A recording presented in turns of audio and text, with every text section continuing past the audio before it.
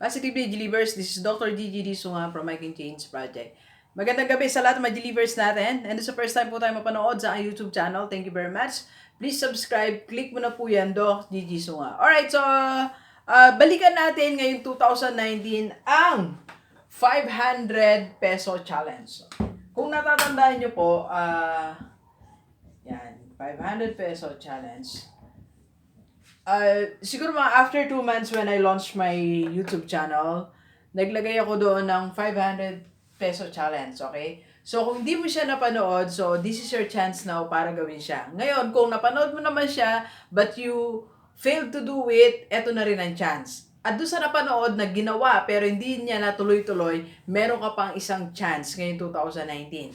The 500 peso challenge, okay? So, kung may 500 pesos ka ngayon, anong dapat mong gawin? Okay, so saan pa pupunta ang 500 pesos natin? So, yan ang didiscuss natin ngayon.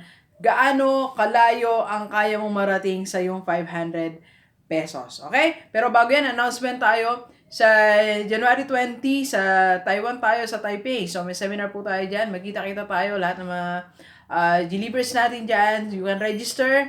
At pwede rin po kayo magpa-coach dyan, personal. So, pupuntahan ko po kayo. Mag-meet tayo somewhere. Just message me sa aking FB page, Dr. Gigi Sunga, or FB account, Gigi Sunga. And dito naman sa Pilipinas, yung mga gusto magpa-coach, tawagan nyo lang ako, 0939-5254-311. Okay? Gusto nyo personal or online, so pwede rin po. Lalo yung mga OFW natin pa uwi, nandito sa Pilipinas, or kung nandito ka sa Pilipinas, you are employed, you want to experience change in your career, mabago naman konti ang yung finances, and mag-usap tayo, or you want to start your own investment, so pwede po tayo magkaroon ng online coaching or personal coaching. Okay? So, message mo lang ako ngayon na. Okay? Alright, so 500 pesos challenge. Kung meron kang 500 ngayon, ang dapat mong gawin. Okay? So, simple lang. Ano ba yung 500 pesos challenge? So, explain muna natin. Ito yung monthly, magtatabi ka ng 500 pesos. Whether meron kang negosyo, meron kang pension, or meron kang, or you are employed. So, any of these three, kung ano ang kasalukuyang kalagayan mo ngayon, ang challenge ko sa'yo is to get 500 pesos. Okay? Itabi mo yan for 10 months. Alright? So, 10 months, ayan ang gagawin mo. Mag-iipon ka ng 500 pesos. So, 500 times 10 months, magkakaroon ka ng 5,000 pesos. Alright? So, after 10 months, anong pwede mong gawin sa 5,000 pesos mo? Okay? Pero bago natin ituloy-tuloy yan, linawin natin yung challenge Pag tinanggap mo itong challenge na to, i-message mo ko. Sabihin mo, Doc G, I accepted the challenge para malista kita.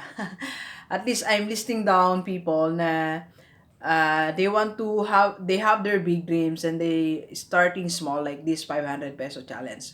Para every now and then, nagkakausap tayo, ano ba yung mahadlang? Malit na amount yan, okay? So, para ka lang nag-Jollibee na 2 beses, para ka lang bumili ng isang item sa online, di ba? Minsan, higit pa dyan, nagagastos natin. So, just get 500 pesos a month. Ibig sabihin, pag tinanggap mo yung challenge na yan, kahit anong mangyari, kukunin mo na agad ang 500 pesos mo, itabi mo na agad. Okay? For 10 months. And after 10 months, meron kang 5,000. So, anong gagawin mo ngayon sa 5,000 pesos? Ito na mga gagawin natin. Sa 5,000 na yan, after 10 months of, joining me in my 500 peso challenge, ang gagawin mo po, unang-una po, ang gagawin mo dyan ay, syempre, hindi natin itatabihan sa bangko, okay? Kasi sa bangko, nag-stay lang pera mo dyan, walang masyadong nangyayari, di ba? So, ang gagawin natin, you're going to use that 5,000 pesos para mag-multiply siya. We will multiply that 5,000 pesos. So, paano mo siya multiply? Dalawa ang pwede mong gawin dyan. Either you invest or mag-start ka ng small business. Doc G, meron bang small business na 5,000? Yes. 1,000 nga meron, di ba?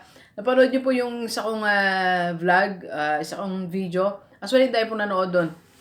1,000 pesos, marami kang pwedeng negosyong pwedeng gawin, okay? Pwede kang, ang pinakamadali dyan sa 5,000 mo if you want to go to business is, pwede kang mag-online selling, okay? You go to Baclaran, Divisoria, or saan mo gusto mong pwedeng mamili, pwedeng local dyan sa lugar nyo na may mga murang items. Then, benta mo lang siya online. You just have to make your own page, okay?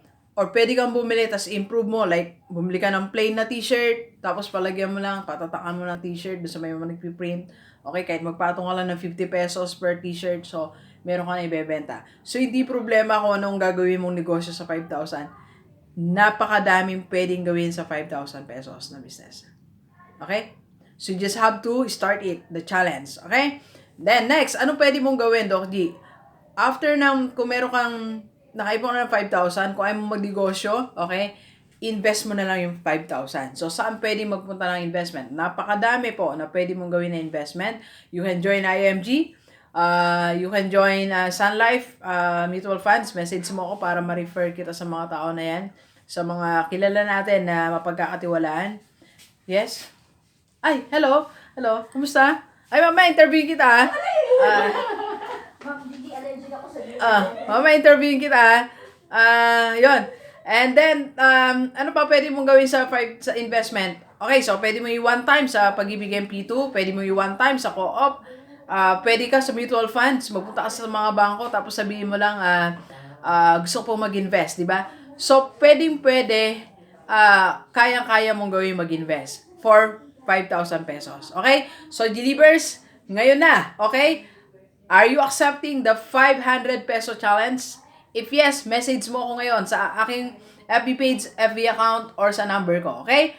So, para mabilang malista kita, then I'm going to have a report kung ano na yung paano tayo magtatagumpay. Huwag sayahin ang yung 500. Okay, maraming pwedeng gawin dyan na makapagpapabago ng buhay mo at ang buhay ng iyong pamilya. Kahit OFW, pwede mo itong gawin. Okay? So, please share this video sa lahat ng mga kaibigan natin, OFW, kahit dito sa Pilipinas, para sama-sama tayo mabago at munlad ang ating buhay. Alright, so thank you very much, Delivers. Enjoy the rest of the day and let's go, let's go!